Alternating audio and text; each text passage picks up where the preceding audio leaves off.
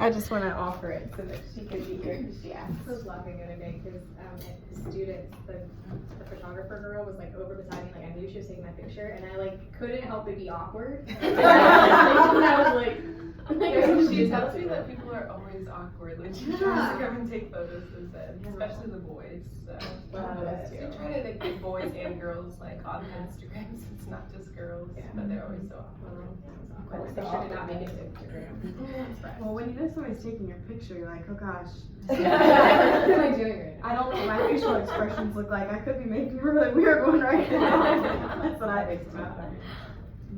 Well, cool. Well, you want to kick us off? Sure. So, who all listened to the podcast? Just actually. Yeah, pretty much everyone's awesome. Okay, so just do like a quick recap. So the first one was about like 3 not so great leadership types, and the second one was about like 3 better leadership types, if you will. So so I wrote them all down. I'm just going to go over them really quickly. So unpredictable leaders produce hesitant followers. Domineering leaders produce compliant followers. Secretive leaders produce guarded followers. Passive leaders produce disengaged followers.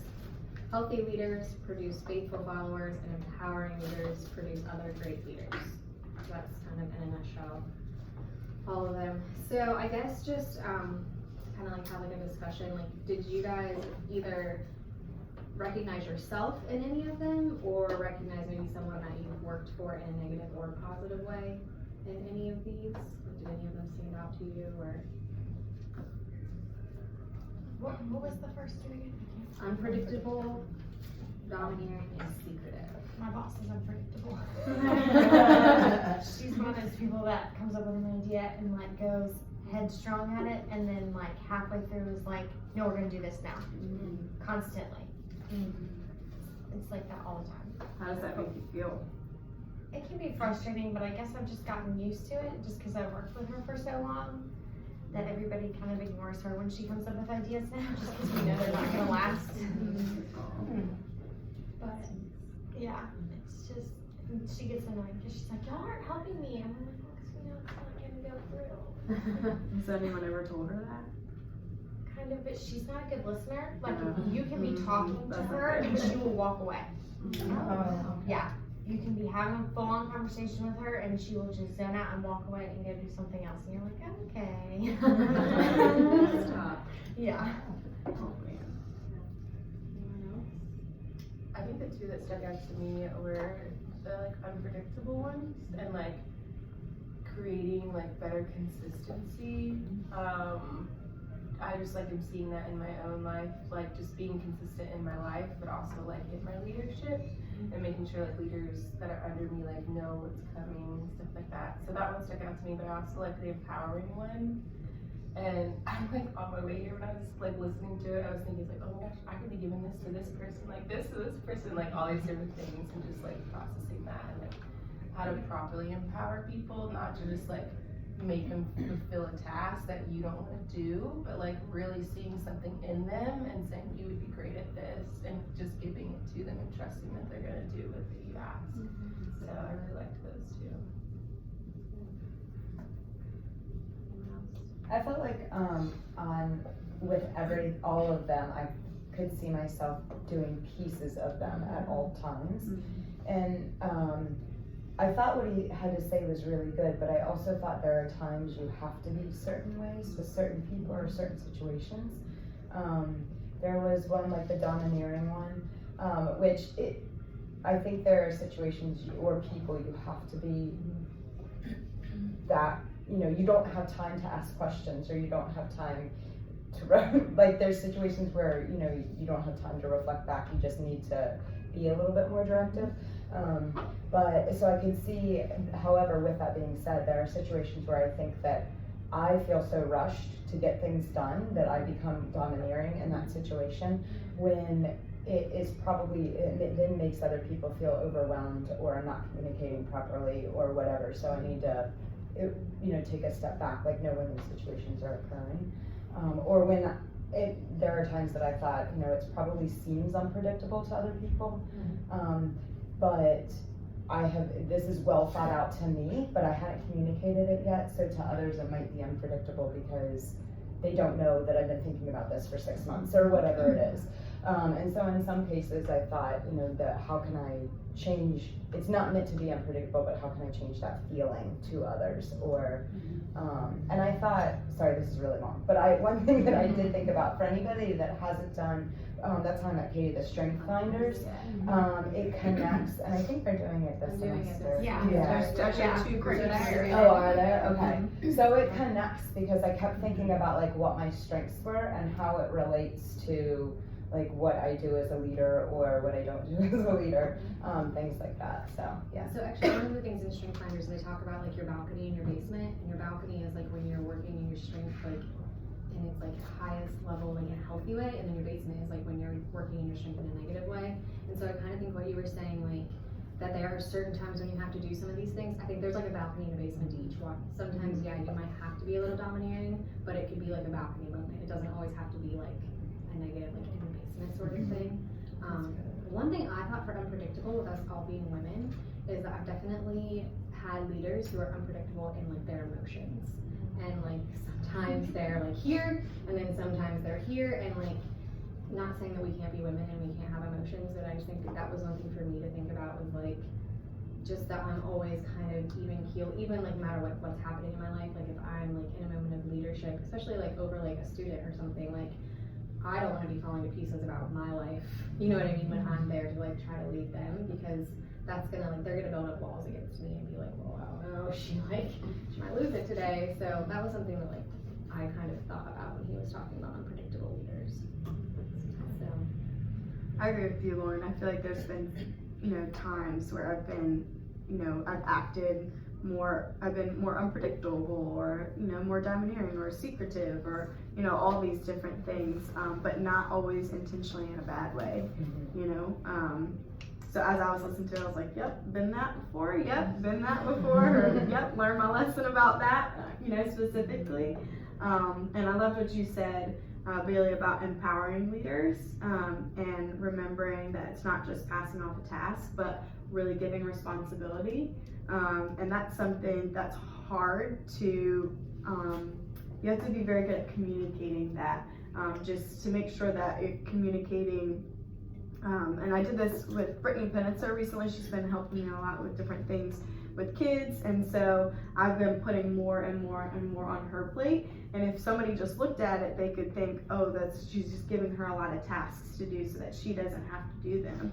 But I sat her down recently and had a conversation with her just to make sure she knew that I'm not just adding more tasks onto your plate. I'm empowering you and giving you the responsibility to be able to make decisions about these things, without having to come to me. Like, you are empowered to make decisions on these things, and to help build her leadership capacity. It's not to throw things off my plate just so that I can say, ooh, my task list is done, but to be able to help her feel empowered to make those decisions.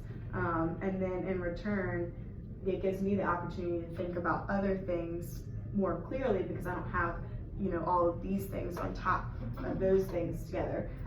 Really empowering other leaders helps you to be a better leader, because you're able to think through so many other things that you wouldn't be able to do if you kept all the tasks and all the things to yourself. One, you're not giving somebody else the opportunity to lead, and then you're also keeping yourself from being able to take your leadership to the next level. Pastor Josh always says it, but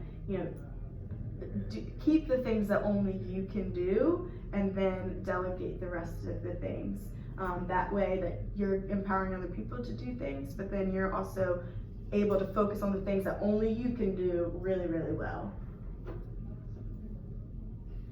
Isn't that part of like personality growth? So you because I have like 2 people in my life who are very kind of like, you need to run everything by me kind of, and so it's really great that you can trust her to do it and feel empowered to do it, but sometimes you have these leaders who like don't trust you, and that's what I see like kind of at my team at work, and I see it in meetings, like when he's there but he's not there. It's really sad because when he's not there, everybody's different. When he's there, people are like, just sticking to the, you know, Script. yeah, really, script to what is this, what this is, and then also to what they know that he, I don't know, it's really sad, cause I feel that way with him, like, for very simple things, he like wants me to run, it just makes me feel, what are we doing here? Like, I say that every week, I'm like, what am I, you know what I'm saying? It's not good for me to be like thinking those things, but like, he's created that, because he doesn't trust his staff. Well, so I don't know if it's a trust thing or a OCD, I have to do everything, I'm a type A, nobody can do it, I'm the best, like Donald Trump, or whatever, you know, like that kind of mentality where you're like, I have to do everything because you're not gonna do it right, so. I actually have that personality, and it was actually one of my strengths, basement of my strengths. Yeah. So it's something that like you really have to fight. Like delegation is really hard for me. I'd rather just do it myself. They say that if somebody can do something 80% as well as you can, then you need to pass it off. Interesting. So don't wait until somebody can do something 100%. They're gonna make mistakes. You made mistakes when you stepped into whatever role, you know, it is, and so you have to, you have to give them grace. You have to give them the opportunity to learn from, you know, mistakes or failures, and then talk about those things, and then release it. It sounds like he's more of a domineering leader, and he's creating compliant. Do people do what he says? I mean, yeah, but like, people are, But not because they want to, I because mean, they have they to. do, because they're afraid. To be like, are you I mean, he would never say this, but like, are you an idiot kind of thing, but like, that's how people, like, you always forget what people said, but you'll never forget how they made you feel. And so it doesn't matter, like, it's sort of like, anyway, his goals are, so it's really hard to like grow as a professional when you have that sort of like ceiling where you're like, it's what you're doing with your person is like, you're elevating her. Like, she not only has to be empowered, but she can, you know, like there's a difference. Like, I'm empowered, but like, You don't know if you can. Yeah, You you're know what afraid I'm to do saying? it. Yeah. so, Do anyway. you lead people under, like other people under you that you lead at work?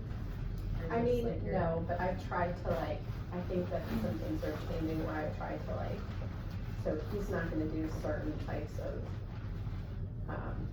I'm like an encourager, so he's not gonna do those things. So like, I've kind of done that even though I'm not like a leader per se, but like, I That's what I was gonna say, like do those basically, things. just try to do what you wanna see in him, and hopefully eventually, like, either he'll recognize how people are treating you, or he'll just kind of hopefully come to see it, cause, I think that sometimes, like, it's not that you have to say something to someone, sometimes you can lead by example. Yeah. And it's just gonna take a lot of time, especially with someone like that, like, it sounds like he's kind of disengaged also, so.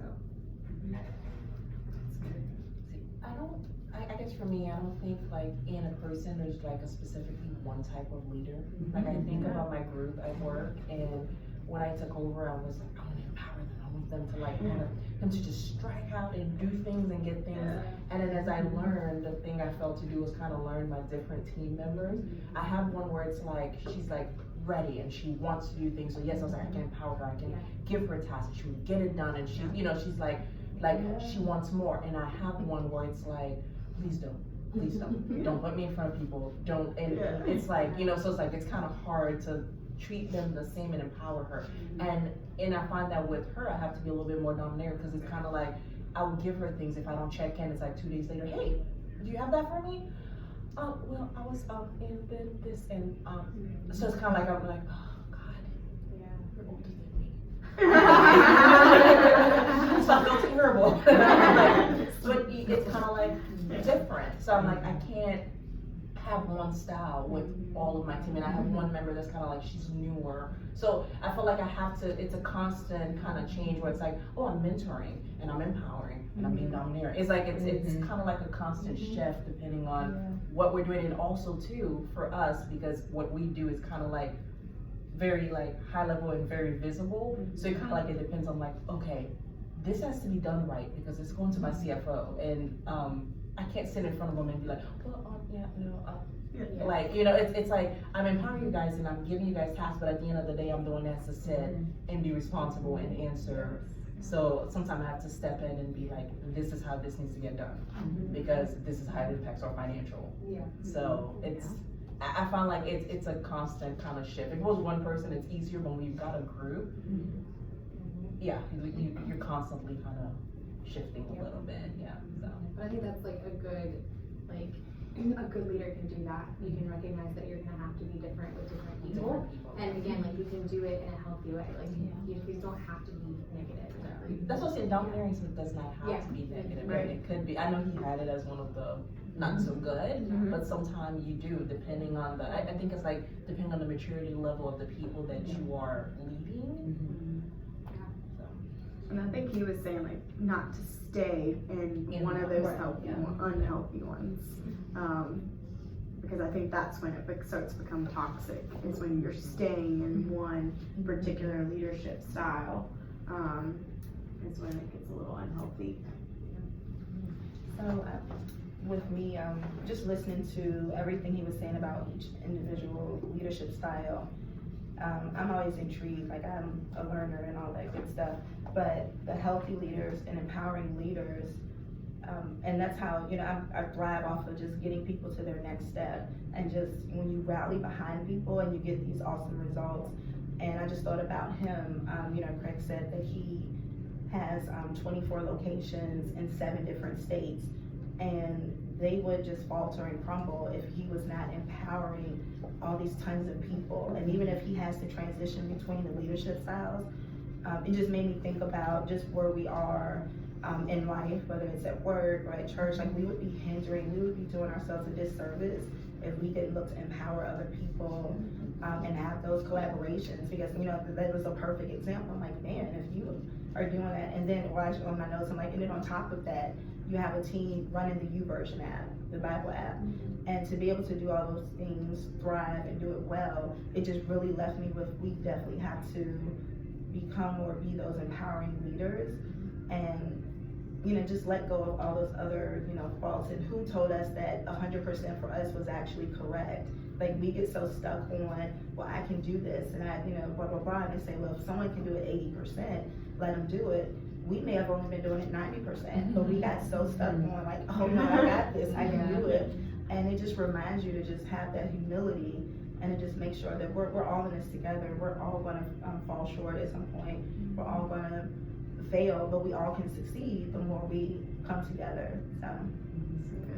I think, and Katie kind of touched on it, I think that like when you empower people, it's not, you're not giving them tasks you don't want to do. And one thing he said specifically was, they are doing things I cannot do. And like, I mean, when you have that many locations, you physically cannot do, you know, you can't accomplish that. And it does clear your plate then to then grow the organization so you can take on something else nobody else can. When I worked for the bank, one thing we always said was, you are trying to create a team that doesn't need you.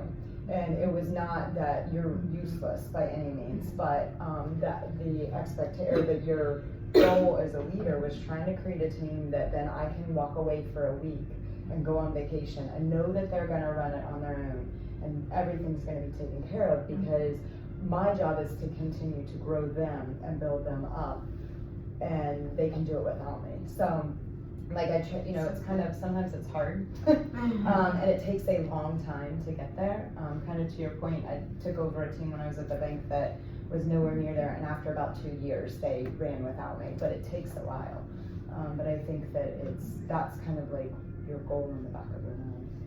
Yeah, like when he was talking about like the empowering leaders, how you want to lead leaders. Like I've never led something where the people would then become the leader, but it was just kind of interesting to think about that. Like, oh yeah, you don't want to just like lead them and tell them what to do and go here, there, and everywhere. Like you want them, like Lauren said, to like then lead and then become higher up in the process. Because you go through that too. Like you go higher as they go higher. Yeah. So ultimately, like their success is your success. Yeah.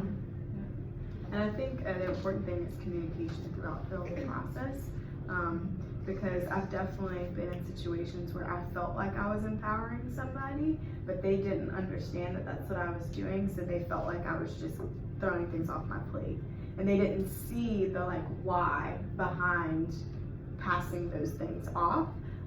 So I think if there's somebody that you are empowering, just explain to them like, hey, like I'm passing this off to you because I not only do I think that you can do it better than me, but we're both gonna grow if you take this. But I don't want you to hold on to this for that long. I want you to find somebody else to empower to take this, so then you can do the things only you can do and keep pushing forward. And that way we're all growing together. He didn't talk about it in this podcast, and I already said it, but like we all have a leadership capacity, and we all have a lid, and so we're all trying to push past that lid. And if we're not empowering people, or we're holding on to those things, then we're creating a lid for ourselves, but we're also creating a lid for our organization, whatever it may be that we're leading. If we are the leader, aren't pushing past that lid, then the people that we're leading aren't able to push past it either. So then we are the people that are basically standing in the way from the growth and health of the organization. So I don't know why I was trying to say that, but just basically saying, you know, the communication aspect is so important. I mean, that's important. Everything that we do is communication, but just making sure that if you do pass off a task, so especially if it's something that's so, you know, just like something that anybody could do, just explain, hey, it may just look like this, but this is what I actually am doing to help you. But again, don't hold on to that too long. I want you to find somebody to take that task, so then you can be given something else. The other thing I thought that he said that was really important, was just kind of to Dina's point a little bit, is you don't know that like upper management doesn't know what's going on at the front lines. And that gets lost a lot. And I think kind of like your frontline people are the ones that are, you know, face to face with your customers, whatever your customer, you know, might look like. And kind of to your point, like whoever you were referencing, their manager may not know that this is his style, because if their manager either has the same style, or they've never sat in on meetings or seen or know what's going on, it gets lost, and so they don't know that there's rumblings down below. You know, so, and I think that that's important to remember, is that, you know, you need to take the time to, I think sometimes it gets lost how important that is to know what's going on at the front lines. He talked a lot about asking questions. So I guess I'm gonna ask you guys this question. I'll share with you what I took from it, of what I would like to start do more of, is asking questions. Like all the discussion questions on that first episode he talked about asking these questions to the team that you lead. So asking them, how am I an unpredictable leader? How am I domineering? And asking, it's a tough conversation, hard to receive that type of feedback, but honestly you grow so much by asking, like, how can I serve you as a leader better? And just by doing that, you're going to gain the trust of the people that you're leading, because they're like, oh, she actually cares about what I think about this, and this. It's not just like this is what I said that we're going to do, and we're going to roll with it, but she actually cares the way that she's communicating, or the way that she's making decisions and all of that. So that's something that I would like to start doing with everyone, is just asking more questions of like, how can I become a better leader for you, so that we can become better together. And that is important for your team, because then they see that you're investing time with them, because you want to, one, get to know them better, learn their style, and then help lead them in the direction that where they will grow and have that opportunity. So good. Is there anything else anybody took away? I was gonna say one thing I saw in myself, because I'm more introverted, was I tend to be passive sometimes. And after listening to it, I realized, so it was last week at work, I had an intern that I'm responsible for. And she's been there longer than I have, so she kind of feels very comfortable doing whatever she wants, basically. We have a very, very flexible work schedule, so as long as you update your calendar, it's okay, as long as you communicated it with the rest of the team. And she changes her calendar all the time. So she goes from having, you know, coming in 15 hours a week to 6. And we're like, well, we have a lot of work for you, so you just need to communicate that. So she did that last week, or she didn't come in, and so we have a bunch of new people, so instead of waiting for the next time for her to come in, I sent an email out to the whole team, just as a friendly, like, housekeeping reminder to update your calendar, let Nicole or I know if you need to change your schedule, if you're gonna be out. And what did she do yesterday? She took it herself off the calendar, so it clearly didn't work, because I just didn't have the courage, I guess, to confront her directly. So that's something that.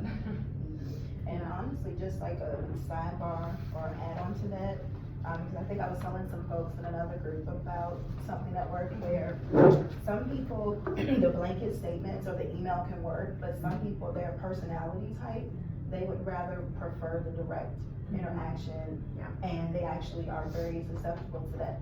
I'm that type. So for me, you cannot send an email and think that I'm going to pick up and like, is that related to me?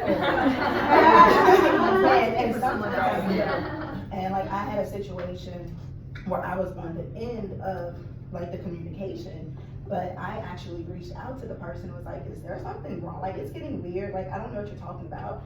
But the thing was, it wasn't really for me, but the person it was for, they actually did have an interaction with me, which that's why I was thinking. But like to Katie's point, if you're not communicating, like if I wouldn't have actually had that extra direct communication, I would have been sitting there like, oh man, what did I do? It was unbeknownst to the both of us that the middle person actually was all over the place.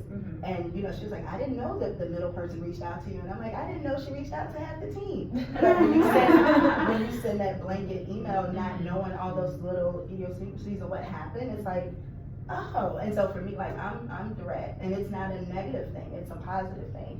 Like you just come to me, and so that potentially how that person is, they may just work with direct, and then if you're very passive and they know that, then they're just going to continue to kind of use you and go over top of you. People only do what you allow, especially when it comes to like leadership. If you're like supervising or in management, you have to put your foot down and kind of put that domineering hat on sometimes. Also going back to what you were talking about, so when I was teaching my principal, she was great, but she a lot of times took that passive, role, and she would send out an email about whatever. Sometimes it would be about the way people dressed, or sometimes it would be about, whatever it was that we needed to get done. And I'm the type of personality that if you send me an email, if I'm working 20, if I'm working 30 hours a week, I'm gonna work 40 if you address it in an email, because I take everything personally. So I would read her emails and I'd be like, oh my goodness, like, am I dressing inappropriately? Like, I would start questioning all these things when it wasn't even me that she was talking about, or wanted that message to really hit, home with. So it's difficult to give feedback one-on-one, and sometimes those conversations can be hard if it's, something that you're not comfortable with. I have harmony in my top 5, so confrontation is like really hard for me, even if it's not anything super bad. Even if it's just as simple as giving feedback about hours. But just knowing that it's gonna, in the long run, and as long as you come at it in a loving way, it's gonna end up being great. It's just because it's confrontation doesn't mean that it has to be bad or ugly. It can be so good. So I encourage you in that. Talk to her today. If she comes in. Yeah, if she comes in. Yeah, but I was struck by it's hard, like, kind of being an introvert. Like, I find myself being passive sometimes too, just because I don't like conflict, and like, even if it's gonna be good, you're unsure whether it's gonna be good or bad, and you're like, no, I'm just, like you said, just gonna send an email and just like hope that it works out.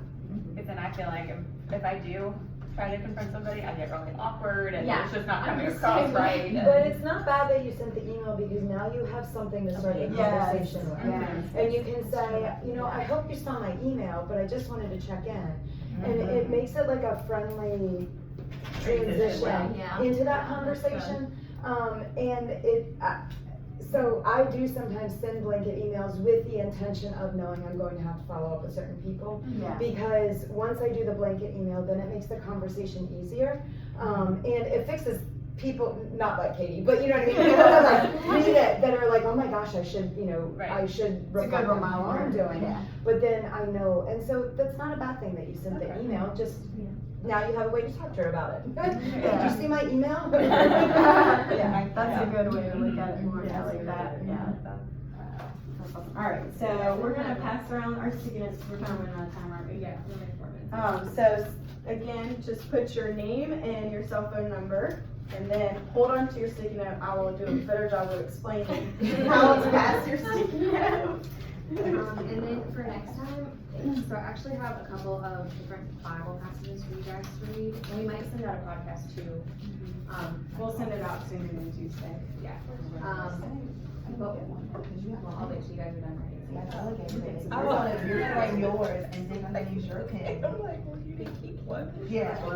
I'm already. Yes, yeah, I'll make sure. Yeah, that it's it's like like that, that. because I try to figure, you know, explain where my magic Yeah, I'll make sure that you're on there. You're good? I think what I did is- Well, Miss Lee has I have a pen. And I put it on. See, you did not hear me say Right. that. I'll make sure that you're out of ten. And I can, I'll also send because he has like downloadable notes, and I'll add those to the recap. So if you wanna look over those, they basically go over everything he talks about, but it's like only a page long, so it's quick and easy to. I read the pitbull. But you caught on to what we're talking about. I don't mind confrontation, and it's so weird, like, we have to talk to someone, can you go do it? We have to talk about dress code, can you go do it? So We do yes. that at, Yes. it's funny, 'cause we all do that at work, or like, if your client doesn't show, or if there's an issue where you need to move the schedule, we'll be like, can you go call him real quick? Can you talk to him? Like me and Tiffany do it to each other all the time. Yeah. Like so we have a wedding in July. Well, she didn't look at the calendar and she was supposed to do the makeup, and she's actually off. She's not even in the salon that day. And I was like, Tiffany, you're not even here. And she goes, oh my gosh, can you call and tell her I can't do the makeup?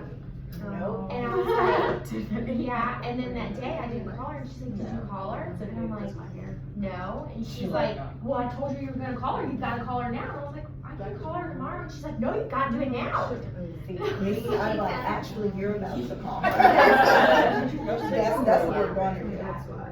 Yeah, that would be so funny. I was like, We do it to each other though, so both of us end up doing it. That's so funny. I make Brandon do stuff all the time. It's really But bad. but the people that like can handle conflict and you, I do they it when know I have that. to, Like, but if I no, don't have to, yeah. you do it. Yeah. Like at work, and Because he doesn't care. He like thrives on it. Like That's that's what that I think. police mentality. He's like, yes, I can't wait to confront that. And I'm like, I'm crawling into my shell. Yeah. I think that's like me to a point, because even at work, you know, you have the hierarchies, and it would be like, I was a supervisor, so I would kind of help support the managers, but I was still part of that leadership team. But I'm like, they report to you, like you make sure their check is, you know, straight. But I'm having to be like the bad guy, or be the one to go in and sit them down. Hey, come talk with me for a few minutes. But I was fine doing it. I'm like, sure. You're like, really, it doesn't matter. Yeah, I'm like, all right, Mine being the because bad guy. because it's, you know, it's always your approach. So I was never like, oh, I'm gonna lay the hammer down. Like, you know, I want to be direct. I want to make sure we're all on the same page. And so I'm like, all right, if it'll help miscommunication, send me in there, right? That's so good. I love it. All right, so I guess we're saying bye, so we're gonna do that. All right, so how about let's just do it with your tables. So Dina, you pass your sticky note to Lauren. Lauren, you pass yours to Charlotte. Charlotte, you pass yours to me. Yeah. And then. I'll let Rita send it up here.